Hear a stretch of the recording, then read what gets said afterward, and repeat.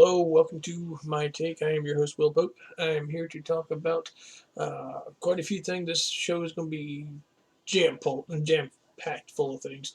My first thing I want to talk about is FS1 and Undisputed. Skip and Shannon. I don't know what it is they drink or smoke in the morning. Whatever it is, they need to go ahead and cut that crap out because they. This morning, I've seen it all today. This morning, if you've been under a rock somewhere and didn't know, Cam Newton signed with the New England Patriots. Now this morning, two morning DJs, AM I want to say sports show DJs, were talking and wanted to know if um, Bill Belichick is going to let Cam Newton be himself. That was the question. I don't understand. I mean, right away they jumped. Right away, Shannon jumped straight into the race thing. I don't know. I don't know if anybody could have jumped to that conclusion. These were two DJs wanting to know. Morning DJs were wanting to know if Bill Belichick was going to let Cam Newton be himself. I don't understand why he would have done that. But if you know Bill Belichick over the last 20 years, you know that any player is high profile, got a little bit of a little craziness built up in them. Once like Ocho Cinco, Randy Moss, Albert Haynesworth, those kind of players. Once they get to New England, they check their egos at the door and they're a team player. Now, that's only because distractions. Cam Newton, what he does is not a distraction. He is a wild, crazy dude trapped in a very, very good athletic. He's trapped in an athletic kid's body. This guy is one hell of a machine. He can go 100 miles an hour, stop on a dime, go back the other way. And all they were talking about was whether Bill Belichick will let him do his normal deal, his dance, along with the Superman thing, and then give the kids one of the fan kids a ball at the end. So Cam Newton, he's done that for the last 9 years, and it's not going to stop. If if you know Bill Belichick, also he's already said that um, celebrating is not that big a deal. He doesn't mind celebrating. Only thing he doesn't like is he doesn't like over celebrating. Anything that'll cost him yards or cost them field position. If what you do doesn't cost them anything, they're fine. Gronkowski, Brandon Cooks, quite a few people. They've done. They've had celebrations. They haven't had quite what Cam does, but still, they do it. It can be done. He has no problem with it. Just don't do anything stupid that will cost them yards or field position for maybe a kick or maybe a touchdown. Don't cost them any yards, so that won't happen. That's all they were talking about. Will Belichick let him do this? And the answer is yes. That he's not going to take that away from him. But somehow or another, Shannon jumped straight from a simple question to race. I'm not saying he's race baiting. Don't get me wrong. That'd just be a stupid thing to say. But every once in a while, he'll go from an ant hill to a mountain, and like, what? Where are you going with this? It has absolutely nothing. That's my problem with Undisputed and FS1. Um, it started. I know we've had the pandemic. I know there was not a whole lot of sports to talk about. And Shannon, which I think he's on something anyway, because he keeps saying LeBron James is number one over Michael Jordan. But that's something for another episode. But he jumped to the race thing, and I was like, this doesn't make any sense. Now, when they went from the George Floyd, I get it. Talk about it, give it a few shows, and after a while, move on, right? And I got no problem if you want to start out your show with a block, because each of those shows have blocks. They have a block of time where they talk about things, and if you want to do that in the beginning of the show, by all means do it. But get back to the job at hand, and that's back to sporting news. Give your in-depth opinion. And if you want to talk about it, if you want to give it a 5-minute block at the end of the show and talk about it a little bit more, get more in depth, then do it. But by 98% of this show needs to be sporting news. Now, whether you talk about the same thing over with different people, that's fine. But FS1 has to get back to what they're there for. Talk sports. That's all you need to do. I don't know. I mean, like I said, do what you need to do in the beginning and at the end, and put a bunch of sports in between. That's just my opinion on FS1. I mean, let me tell you something. I was an Undisputed fan from the time they started 3 years ago until now. Now, I'm not watching it as much. But if I do watch it, I'm watching it at things that I want to see. And Stretch Armstrong couldn't have made this stretch from two DJs asking a simple question to being them about race. Now, Boston's had some problems in their time. That's obvious. I mean, when they retired Bill Russell's jersey, he wasn't there because he knew in the 70s and 80s they had a problem. Some baseball players, I know they've had problems there. They've been called out because of what they look like. That was stupid in itself, yes, but it's not always about race. We got to stop this. Like I told you, I'm not saying he's race baiting, but the problem is he seems to be wanting to take things from here all the way up to here. No reason for that. That's just my take on first take, undisputed. Uh, Let me know what you think down below. If there's something you want to say, let me know. And I'll catch you in the next segment. All right, we're back. Today, right now, we're going to be talking about the NFL. As of today, the NFL have cut down 2 games from the preseason, games 1 and 4. Now, here's the thing. They should have done this a long time ago.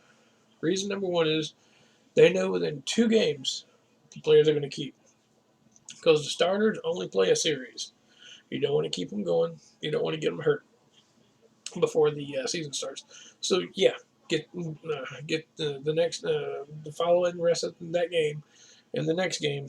That's when you know which players you're going to keep, which 53 players. All right, because you already know the starters. You're just wanting the backups and the third choices. So that I understand that they need to take it down to a third game anyway, to 2 games.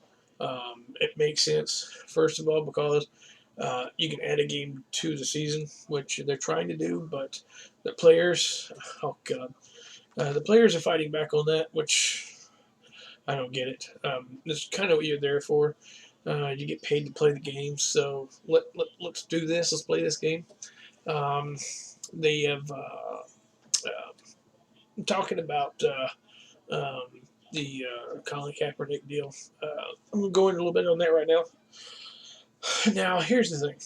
Colin Kaepernick, his first, I want to say, first few years when he was a starter, when he took Alex Smith's job as a starter, never once had a problem with any problems, right? Or with the race thing. And he was good the first few years, very good.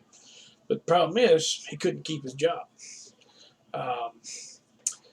He had 2 very good productive years. Went to the Super Bowl, and after that, he was not able to keep up with that with the talent there. He had good talent in the beginning because nobody knew anything about it. Nobody had any film on him. But by the time they were able to study him, get an idea of what it was he could and couldn't do, they were all over him. He couldn't keep up. He couldn't keep his job. And not too long, I want to say after the second preseason game, that's when you started noticing he wasn't always the brightest bulb in the quarterback room. You don't get me wrong. The 2 quarterbacks they replaced him with was not any better. Did he deserve to get benched? Probably not. But you never saw the um, the protesting before that until he lost his job. So now we jump from Colin Kaepernick losing his job to the protest. Problem with the protest is, like I said, he didn't do that before. He didn't do that until after he lost his job. Now, here's the thing: Colin Kaepernick did not grow up in a black neighborhood. Colin Kaepernick grew up in a white neighborhood, white parents. He was adopted by two loving white parents in Wisconsin, where I live right now. Now, he lives in California. I'll bet you right now he lives in a guarded neighborhood. He's got a gate, a security guard running around. I bet you that right now is what he's got. But he's going to want you to think that he is on the streets with everybody from all the other neighborhoods that doesn't have security guards. It's got police officers that patrol the neighborhood. I'll guarantee you, if he lived in one of those, he wouldn't be there very long, because you'll have people coming up from all kinds of the areas to talk to him. So this is one thing I'm talking about with that, and this goes back to I was talking about first take earlier. I'm not first take, but undisputed earlier with Shannon. Like I said, Colin Kaepernick didn't jump to this right away. He built it up over time. He didn't protest in college. He didn't protest in high school, from far as we know. Now, is there a problem with uh, aggressive cops? Yes. Is there a problem with aggressive cops, black neighborhoods? Yes. But 9 times out of 10, if you in a black neighborhood need police, you're going to call them, if I'm not mistaken. I would. I don't live in a black neighborhood. I grew up in one up until I was later in my teens and early 20s. I did. And I grew up. Then I went to another neighborhood. It was kind of like the white ghetto, because it was a trailer park. But I moved out of that and got into a house. So, and the house I lived in North Carolina, in Charlotte, was surrounded by everybody. I had Indian, Native American people in my neighborhood, I had black people in my neighborhood, had a couple of Jewish, and I had one Mennonite family in my neighborhood. And every single one of us got along. Never had a problem with race, never had a problem with religion. We're all fine. We would have parties where each person would bring something to their culture. Like Amish would bring stuff that they would. Native Americans would bring stuff. See, now here's the thing. I have Native American in me. Mostly you see the Irish, but I do have Native American in me. So we bring some stuff. A couple of the guys I grew up with in the city of Charlotte would bring some stuff too. So never did we ever have a problem. So getting back to Colin Kaepernick, you never actually seen him do any of this until he lost his job. Should he have been picked up by another team like, let's say, Jacksonville, Denver, teams like that that needed quarterback? Yes. Was he worth all the headache that he would have brought? A lot of the teams thought no. And I can't exactly say that they were wrong, but I can't say they were right. So that's another thing that you got to come through. And now the NFL wants to bring him back, saying there's a few teams that want him back. But I haven't heard of the ones that do. Pete Carroll, a couple of years ago, wanted to bring him in, but he didn't talk about football. He talked about whether he wants to be an activist or a football player, which, that's a great question. He wants to know where your mind is, where your focus is. See, it's like when I drive race cars, I got to make the people that drive around and my crew people, they want to know, all right, you're gonna be on that race car. Is your mind on racing? Is your mind on that track? Is your mind in that car? All right. Same thing with these coaches. These coaches want to know if his mind is on playing quarterback in the NFL. And if his mind's not on playing, the position in the NFL, they don't want nothing to do with it. And I think that's one thing that you got to think about when it comes to being an NFL quarterback, whether you are worth the headache that NFL coaches want to pay. And you look at Cam Newton's contract; he's only guaranteed $550K. Think about what Colin Kaepernick might want. Colin Kaepernick is not better than Cam Newton by a lot. He's not even close. He's maybe 10% of the quarterback that Cam Newton is, and you see what Cam got. He got a prove it deal with New England, which I think if he plays good, and I believe he's going to get Patriots to at least a 10-win season, and I'm not mistaken, he might even get them to the playoffs. That's just my goal. That's my bet to myself. He's going to get into the playoffs. Whether he gets very far in the playoffs remains to be seen. So yeah. That's just my take with the NFL. I hope we get the season started. We'll talk a little bit later about the Major League Baseball and the NBA. I can't wait to get to that because there's quite a bit I want to say on that one. On this stuff, let me know what you think about this about the NFL. Colin Kaepernick, Cam Newton. Tell me what you think. Hit me down below. Let me know what you think, and I'll catch you in the next one. I'll catch you in the next block.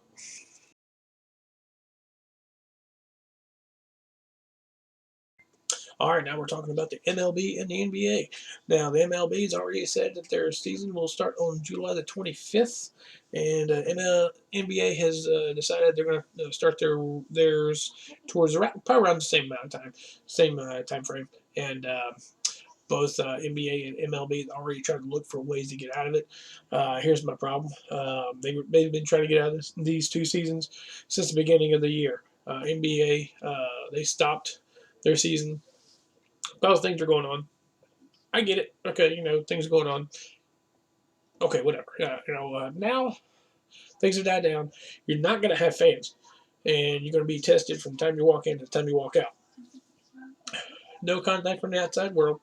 You're going to be on your little bubble in Orlando that you're going to be paying $150 million to the city of Orlando I don't know if they're going to be in Disney or not, but they're going to be there. They're going to be paid $150 million to have this huge bowl catered in. You sleep inside, and once your team's done with the playoffs, yeah, then you can go home and do what you need to do.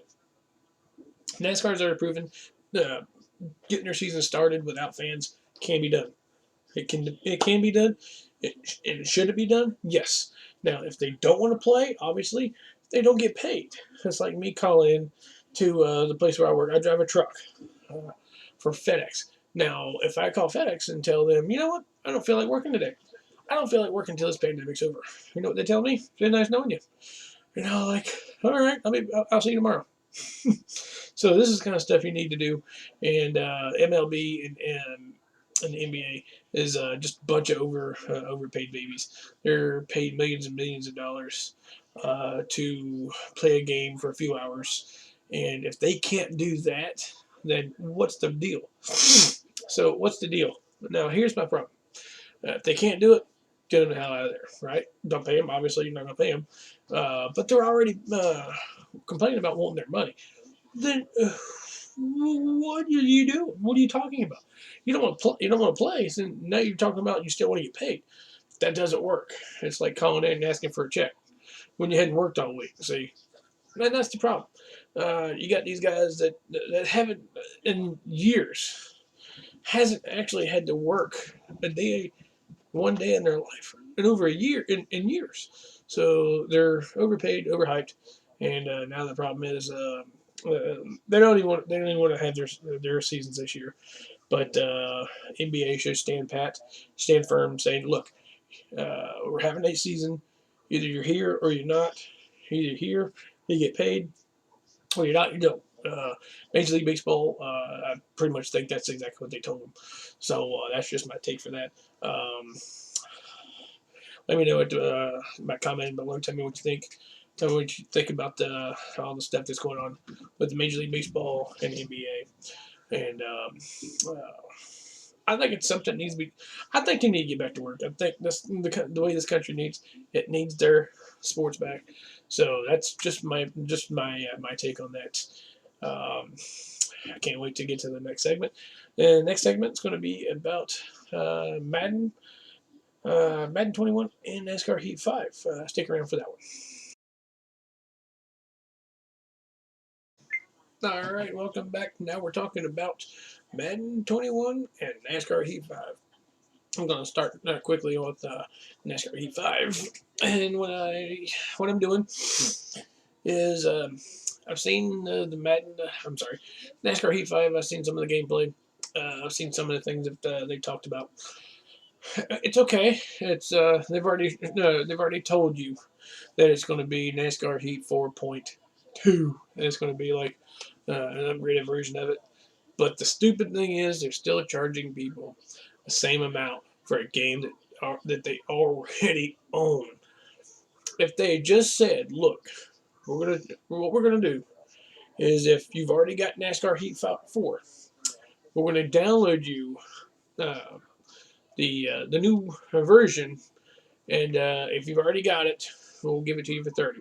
If you don't already have it, if you can't show us that you have it, we'll give it.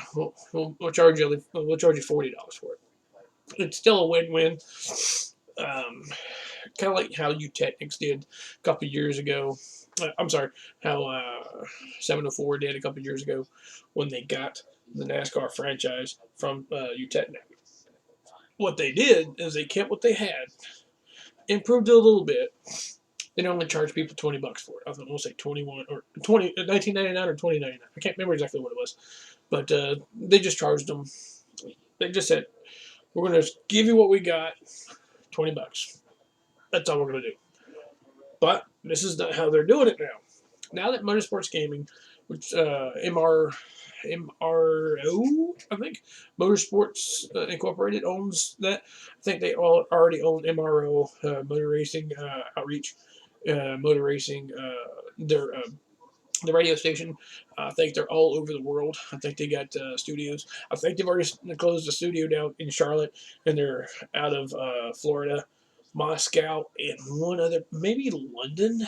I can't exactly 100%, not 100% sure where it is, but they shut down the Charlotte one, which was the first one they had in 704, with Monster, which was out of Minnesota. So they shut that down, and now they're completely out of Orlando and the other two places I mentioned earlier. Now, I kind of like where they are going. This is going to be the final year for Unity, which Unity's not bad, but it's not great. I know when they had NASCAR Heat Evolution, it was the worst game you've ever seen. It was terrible. The car didn't drive anything like a race car would.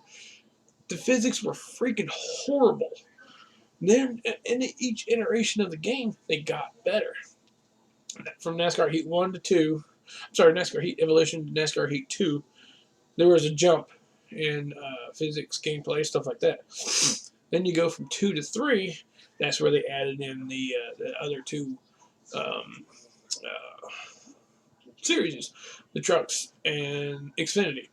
Then 3 also brought you the Dirt Series. The Dirt Series is horrible. It's terrible.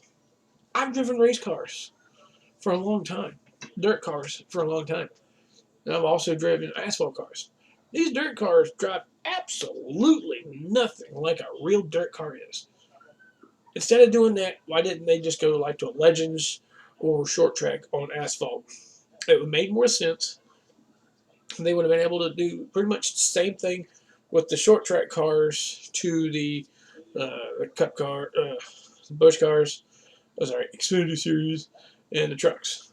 If they had done like the Legends and the super late models, whatever, if they just kept the asphalt all 4 stops, they would have been better. But the Dirt Series cars are terrible. They're not good. They added smoke to it. Tony Stewart, yeah, it really hasn't done as good as people thought. I think they thought it would be. I mean, like I said, when they added when they added Jeff Gordon, yeah, like, hey.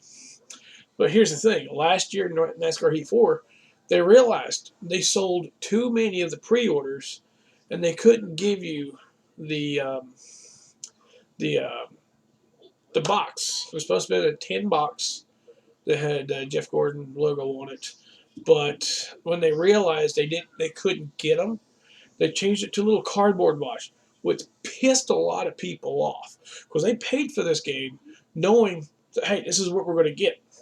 Then they realized, oh crap, we can't really do that, so we're going to switch gears and we're not going to tell nobody. That was a problem.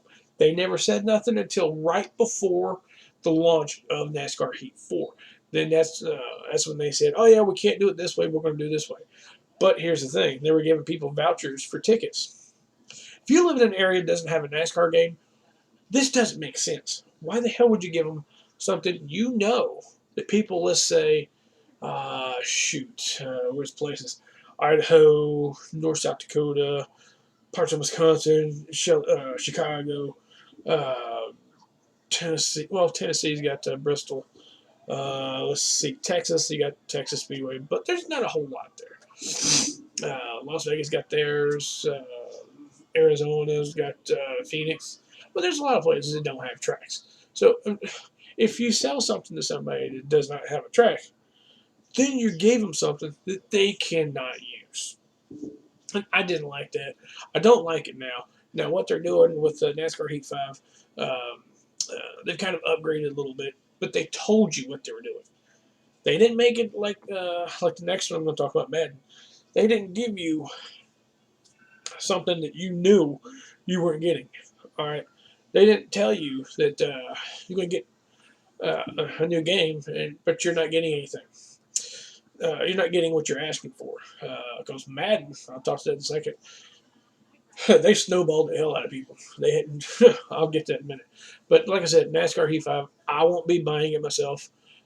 I have a problem with it myself on PC where the game won't load. So instead of when I talked to them, when I corresponded with the guys at 704 and wherever they are, they said that they would give me code for Heat 4. I said, well, we're already so late in the game.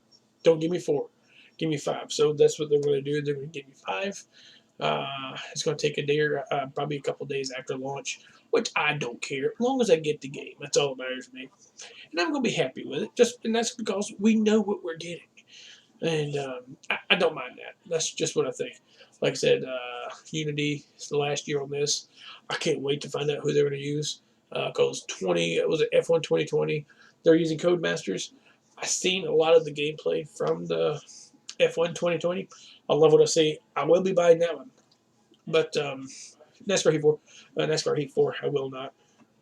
I'll be waiting for me to get the copy that was promised already. So I am going to be getting F1 2020. Can't wait for that one. And we'll see how that one works out. I've been doing iRacing. It's leaps and bounds above NASCAR Heat 4, 5. But I want to break it up a little bit and get a little NASCAR Heat. So I can't wait to get the game for that. Do some gameplay on that. So can't wait for me to get that. So next I want to talk about Madden 21. I am so disappointed. And I shouldn't be because on Twitter today, because Twitter had been trending the last 2 days, where I think 2 days, was it, what's today? Today's Thursday. Wednesday, by I want to say 8 o'clock, they were trending number 2 on hashtag fix franchise mode. All right. Now, by the time I got up this morning, they were already number 1. Now, here's the thing. They went through this whole last 2 days. Didn't say nothing. They knew they screwed up big time, and they did not care. Only thing they did, they did an upgrade to Faces of Franchise, and they put franchise now is called Classic Franchise. And that pisses me off because they put franchise to the back burner and put this Faces of Franchise. Now they got a different story. It's a story about some stupid. I'm not going to go through it. It's dumb. Nobody wanted this.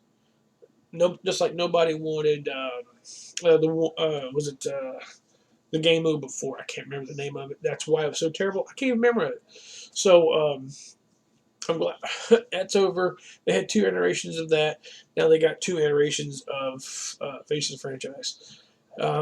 It's terrible. Nobody wants a cinematic deal.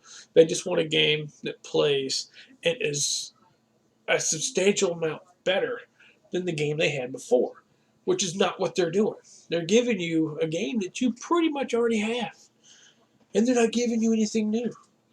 I seen the notes, the patch notes. Oh, I'm sorry, uh, the new features. They're not features. They're freaking patches over stuff that they already should have dealt with already in the patches they had for Madden 20. They're not giving you nothing new. Physics are the same. Crap. I mean, you can get a good game out of it once in a while, but you're not going to get an excellent game every single time because they're animation driven. They're not physics driven. They're animation driven, and that's how they're screwing things up with this. And they've lost a ton of people from franchise. They lost them. I doubt they'll get them back because they're going Maxis 2020. That's the Doug Flutie game. I can't wait till that comes out in September because that one I will be getting because that thing looks spectacular. I think they're going to the Unity Engine 2, but if the gameplay is on par from what they had last time, because before they were small. They're small groups, kind of like 704, which is now Motor Racing Gaming. They're kind of like a small deal, but they also have a good amount of people. Now, here's the thing. I can't wait to, like I said, I can't wait to see that one. Can't wait to play that. I'll be doing some stuff on that come September once it does come out. But Madden, they've lost a lot of people, and they've got nobody to blame but themselves. I thought once that they lost the license by the end of the 2020 season, which I heard that 2K was back in the running for a game. Lo and behold, EA went in here, swooped in, and screwed it all up for everybody. Now they're the people that will bring you simulation game. Here's the thing: this game is not simulation. It's not even close. I haven't seen anything remotely like that since Madden 08, before they went to 360 and PS3. The last one they had was worth a darn. Madden 08 before it jumped over platforms from PS2 to PS3 and Xbox to Xbox 360. It's terrible. I know that they released a video today. Executive producer of Madden, the Madden series, and he said that they're working on the franchise mode right now.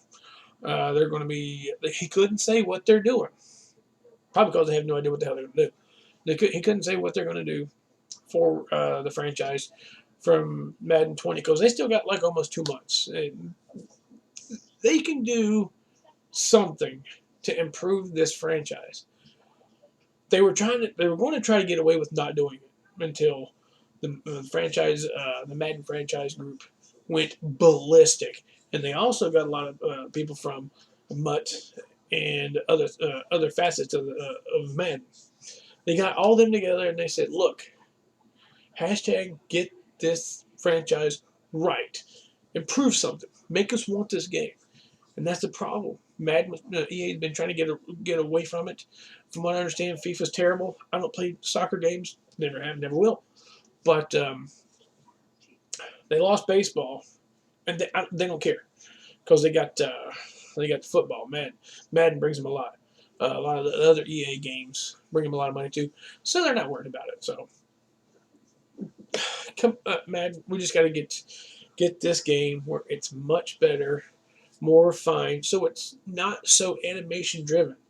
The pursuit angles are all wrong. The first trailer they had with the Lamar Jackson play, it was two plays sewn into one, and they try to make you think. You can see, okay, by how the play unfolded, that there were two different plays. One because one of the corners, and the linebackers kept switching positions from one to the other, so you knew that was BS. And some of the pursuit angles in those plays itself weren't very good. Instead of a direct path, one of the linebackers pretty much went in a circle to get to where he wanted to get to the player, and that's just dumb. It doesn't make sense. The pursuit angles are all wrong. They're animation driven on tackles. They're trying to say they're going to give you better stick handling. It remains to be seen. I just want something that is better than what they've given us.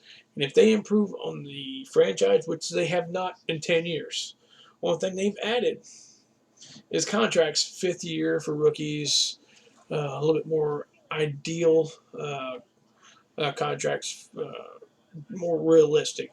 Instead of paying a linebacker $23 million, when you know they're not going to get $23 million for an 85 overall linebacker.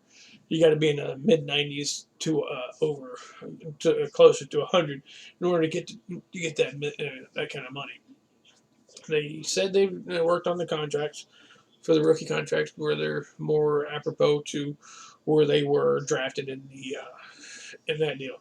So I want EA Sports to come out. They've already said they're going to do something, but they haven't given us a plan. Give us a plan of attack. Tell them what's going to happen this one. Tell us what's going to happen in 2022. Tell us what's going to happen in 23. Give us an idea what it is you're looking to do. I don't want developers telling us anything. I want you, EA, to tell people that play this game what it is you're going to do. And if you can do that, give us something to look forward to. Maybe we'll buy your game in hopes to get it. And if we don't, obviously you're going to make your money. You're a multi-million-dollar, billion-dollar company. You're going to do whatever the heck you want. But you're going to lose a lot of people. You've lost a lot of people already, and you're going to lose a lot of people in the future. So that's just my take on the NASCAR Heat franchise and the Madden franchise. That's it for today. If you haven't already liked, subscribe. This is going to help me out quite a bit. And if you feel like it, I do have a Patreon page that's going to help me grow this.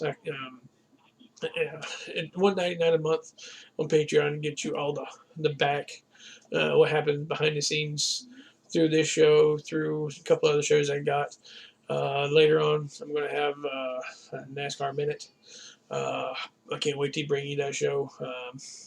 This is going to be fun. Like I said, hit me up on Patreon. $1.99 gets you unlimited access to any and everything you see behind here. That helps this channel grow. Helps me get better equipment. Brings me better opportunity to bring you guys more of what you would like to see. And hope you guys have a very good weekend. And I'll catch you in the next one. You guys have a very good weekend.